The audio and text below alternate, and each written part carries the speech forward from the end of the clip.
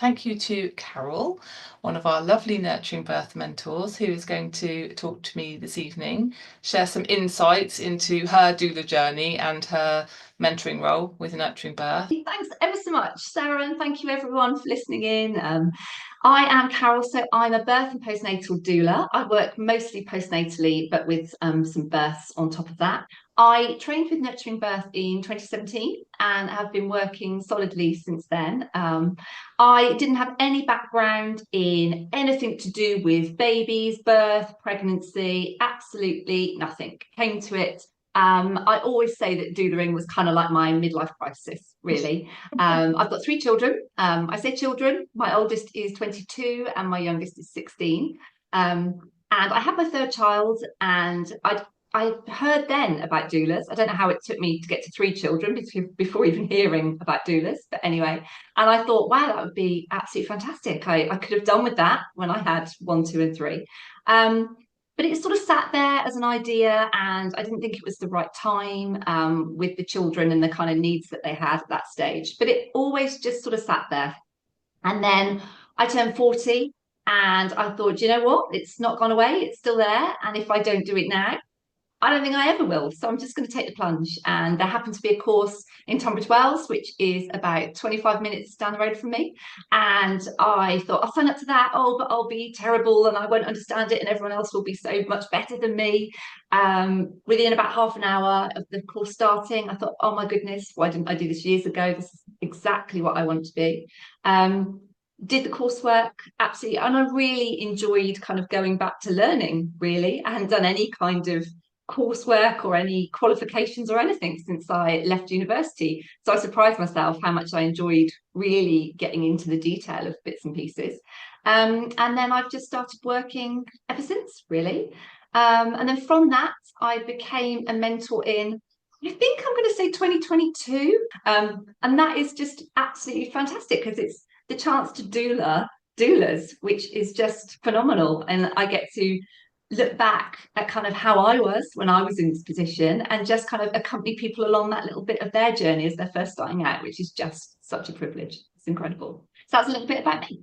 Oh, that's lovely. And well, it's nice to hear your journey, and it's nice to hear that you came from a place of not being in the birth world at all. But exactly the same as me. I had no prior sort of, anything in the birth world. And I think sometimes people worry about that, Yeah. are they going to know enough or are they going to be qualified enough or what have you? And it's definitely more about the calling, isn't it, than anything that's gone before. And I think, that's really nice that's happened to you.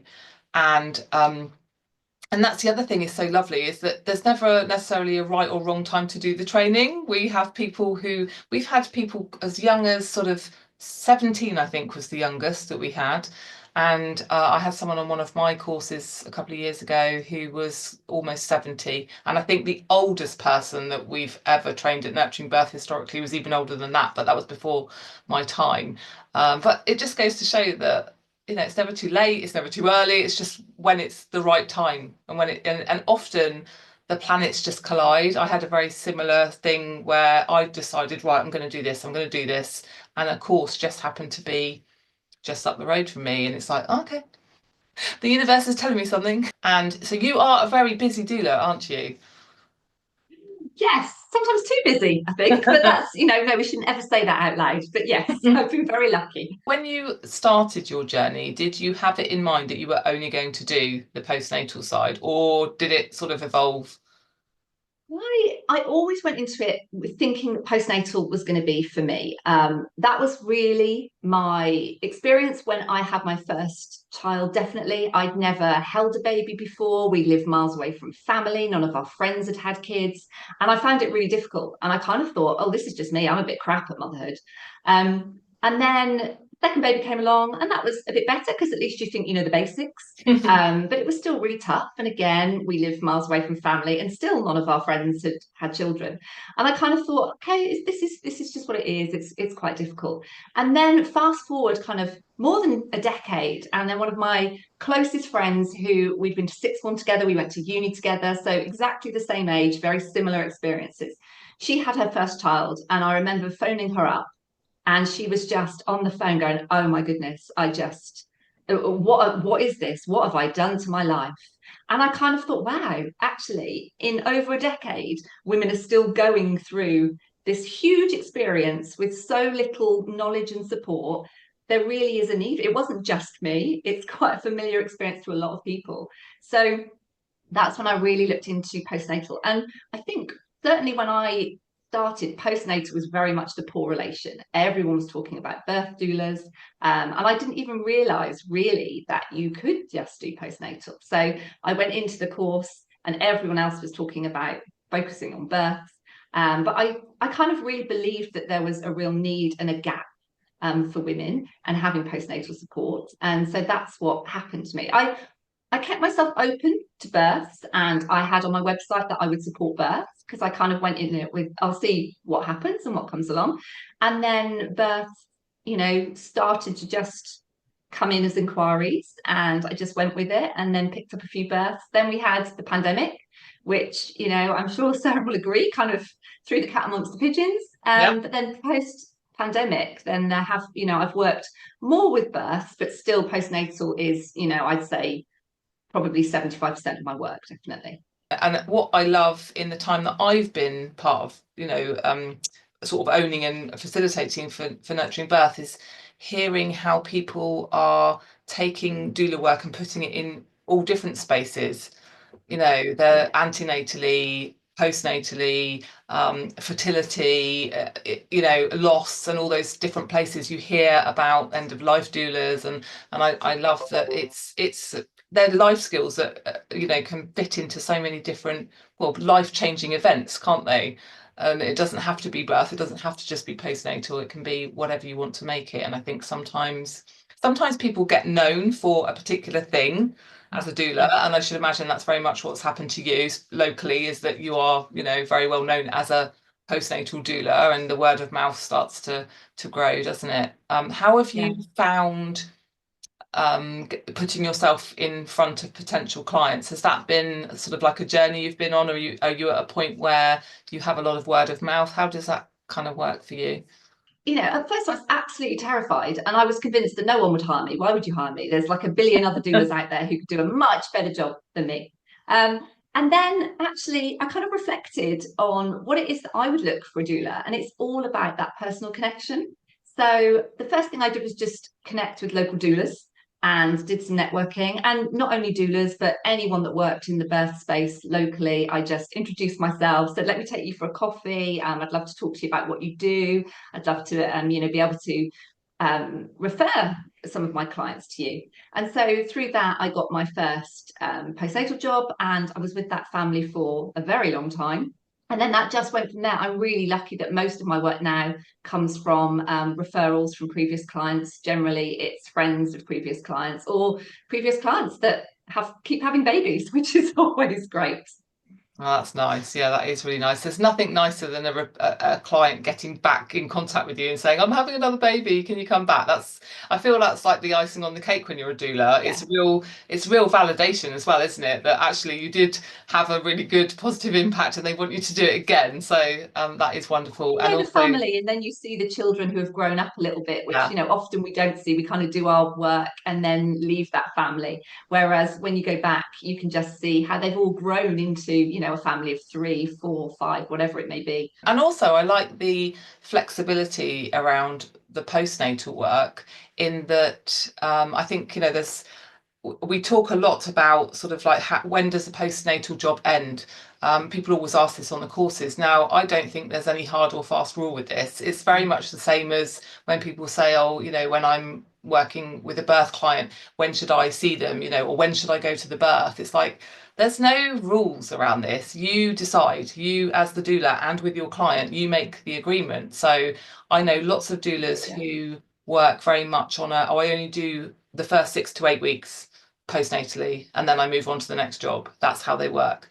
I've always been much more flexible, and it's depended on what the client has wanted. And I have had jobs that have gone on for longer, and they've sort of tailed off a bit, but I still might go for a day or a morning a week, for a couple of months, sometimes even longer. Sometimes they ask you to come back when things are going on in their life, you know, if there's illness or a big, you know, life event and what have you. And what I love about that is it's just what's right for you. It's, you know, it's such a great role. You can I just think make it I'm your really own. conscious of not being another voice that is saying to families, right, you need to be all sorted by 6 weeks, 3 months, or whatever, Yeah. because everyone is having a different journey. Everyone's got different dynamics, different things happening.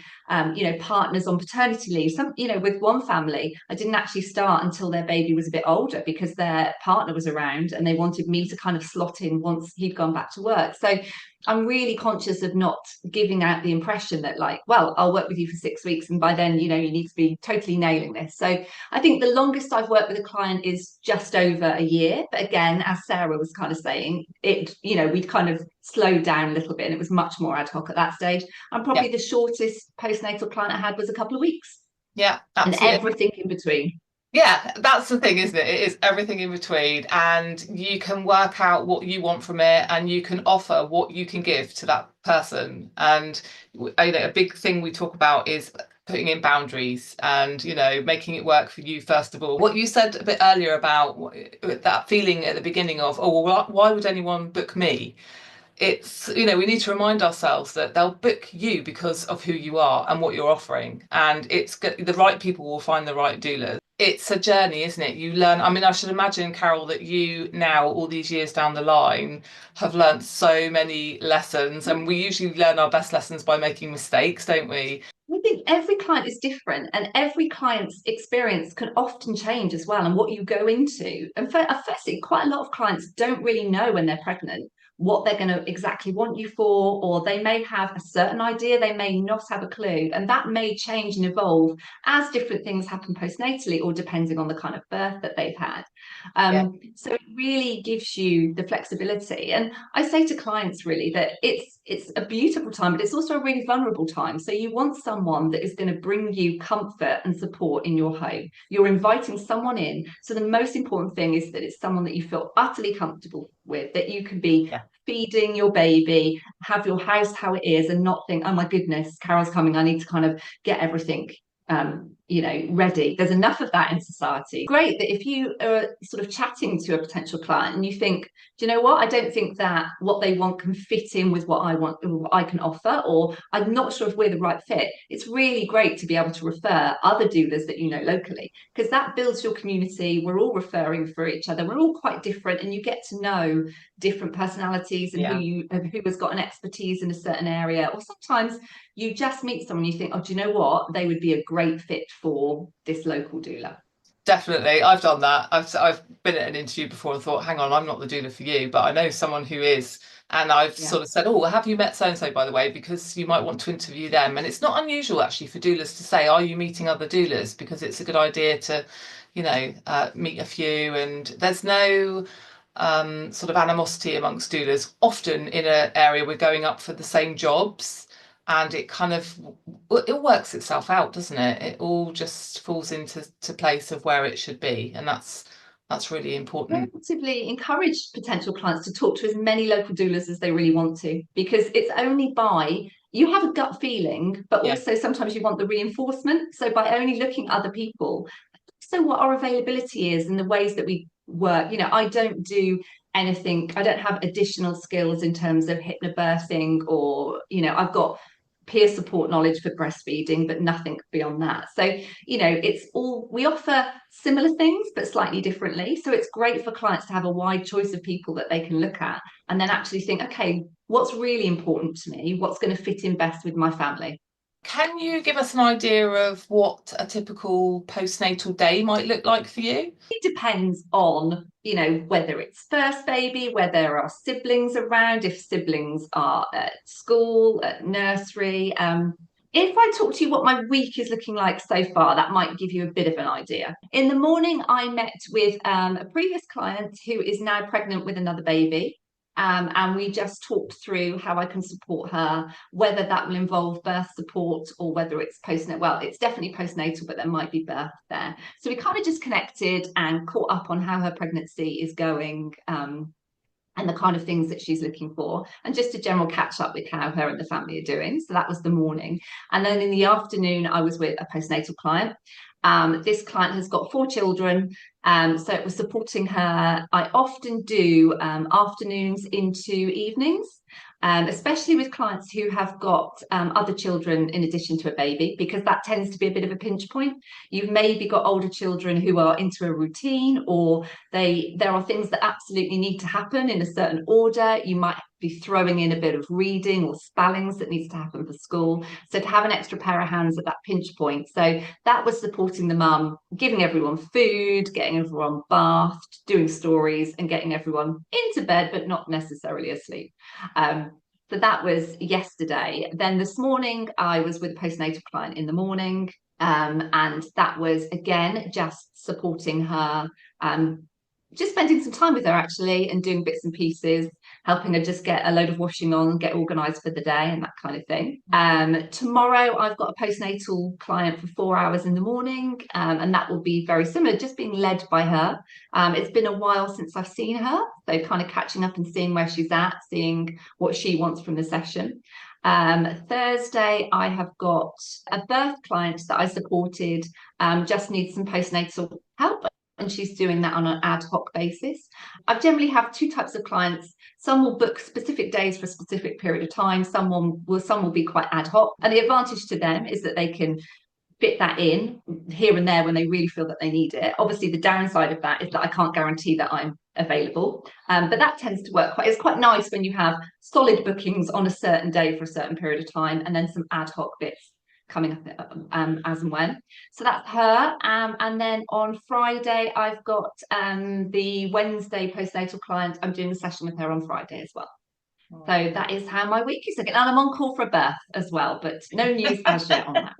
You sound like, yeah, very like it's juggling. It's, you've got to have a very organised diary, haven't you? The on-call bit is easier to handle the more that you do. And don't get me wrong, my phone never pings as much as the minute that I'm on call. Everyone is contacting me for random things, friends that I haven't heard from in ages, and you're on your phone, you're the most communicative person in the world. And then when you're off call, no one contacts you.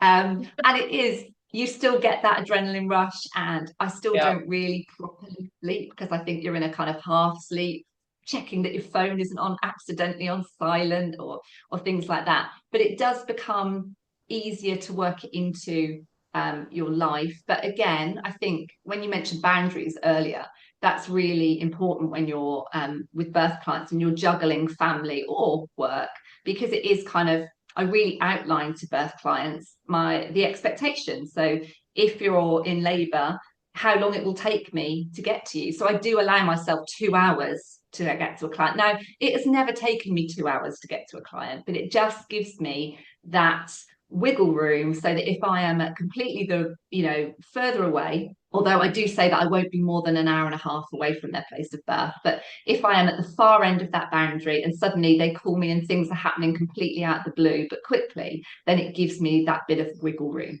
So again, it's outlining things from the start so that your clients are aware of a rough idea of what you're doing, how it's looking like, and when they need you, how you will get to them, and the kind of time frame that they can expect from you. We look at contracts on the course. We look at the kind of things that you want to be thinking about, your boundaries and how you put them in. And I was the same. I had very clear boundaries around communication so that I wasn't a slave to my phone. Obviously, when I'm on call and they go into labour, absolutely, they can phone me 24/7. But I don't want clients messaging me or expecting a reply at 2 a.m. because they've got heartburn. So it's that balance of I'm there when you need me, and this is how you contact me when you really need me, but other than that, these are the hours that you can expect a quick reply. And it's about that communication, isn't it? And we will help you put those boundaries in place that fit you as the doulas, rather than us tell you what they are. It's important to work those things through. With clients, I always just say, how can I help you today? What is it that you want to get done? And we'll get it done. How can I help you? Let me be led by you. And I think I often explain when people say to me, what is a doula? And you kind of have your little elevator pitch. And I always just say that it's like your mum, your sister, your best friend, but with any of the baggage and judgments that those relationships take. So it's kind of just being with you, for you, and helping you in whatever way is going to be the most helpful, and not assuming that actually you go into a room loading the dishwasher is maybe the most important thing, because actually maybe something else is going on that the client would rather that you go through with them. And so one of the questions that came up this morning was actually about how does it work when you've got your postnatal work, how does it work being on call, and how do the other things that you've got in your life, how does it affect them, and how would your postnatal clients feel about you not rocking up because you've been called to a birth? How does that work for you? Again, it's just communicating. I'm really honest. In my contract for every postnatal client that I have, it says I also work as a birth doula, and there may be times that I have to cancel at short notice or have to leave a session with you quickly. And I will talk that through with them when we have the interview, and I'll also talk it through with them when we first start. So then when I go on call, I will say to clients, if it's already sessions that have been booked in, oh, just so you know, by the way, I'm on call. And everyone is so excited, because remember, it's not been that long since they've gone through this as well. So they totally get it and they understand. And if I'm booking on work sort of after I've already had an on-call period, but I'm on call and I'm booking in ad hoc work, for example, the client that has booked me quite short notice this week, I've said to her, I'd love to do those sessions, but just to let you know, I am on call, so it might be a last minute cancellation. How do you feel about that? Is that going to cause you a problem? And she was like, no, absolutely, I get it, that's absolutely fine. So again, it's just being open and honest about your commitments. Yeah. It just works itself out, doesn't it? If like you say, if you're just really open about it. And sometimes I have had clients who've had an appointment or wanted to go to something in particular. So again, it's really important to be very honest and say, well, absolutely, I can certainly hold your little one while you have your dentist appointment or whatever. But just so you know, you do need a contingency, or you need to be okay about saying to the dentist, I'm really sorry, I can't come, or what have you. People are very accommodating, aren't they, when they, if they understand actually how these things work. So, and like you said, they're usually generally really excited and want to know all about it. So yeah, it does. It's the same just in your normal life with friends and family commitments. It's just sometimes, if I'm going to meet someone, I'll make sure that I do take my own car and we don't go there together, just so that if I have to go, I can go and I can leave quickly. So it's just being really open and honest about things. And for example, this morning, I knew that I was going to be somewhere. I live in a village, and so the signal can be really patchy. So I just checked in with my birth client first thing this morning and said, look, a couple of hours this morning, I'm going to be where there's a dodgy signal. I won't go if there's anything happening with you, but I could still get to you within the time frame we've talked about. But I just want to check in, because I don't want to go and then suddenly 10 minutes later there'll be a text from you saying, oh, actually, I think things maybe are happening. So, and she was, and no, absolutely, all good here, you go. And that's fine, because then I could relax knowing that I've been really open. Both clients were aware of what was going on, and I could just do what I needed to do without having that extra layer of kind of stress, really. Yeah, it's so important, isn't it? And I certainly found when my kids were younger, a quick text from clients saying, I'd like to take the kids swimming this afternoon, so it means I won't be able to check my phone for an hour or so. How is that okay? It's fine, isn't it? And like you say, you set that expectation about, I'm going to take a couple of hours to get to your birth. They're always pleasantly surprised when you rock up in half an hour. So yeah, it's really good. It works itself out really well, doesn't it? Anybody else have any questions for Carole? So just from your personal experience, like, where do you draw the line? Where do you say, I'm most definitely not doing that? And how do you go about saying it to clients? That's a really interesting question, actually. And I think with boundaries, they can be flexible and they can change. So my boundary for one client might be slightly different to another, but I will have a discussion with clients, because often, especially clients have come to you and they don't really know what a doula does. They will say to you, well, kind of, how does it work? What will you do? And then I will kind of go, okay, well, what kind of things do you think that you'd be looking for support for?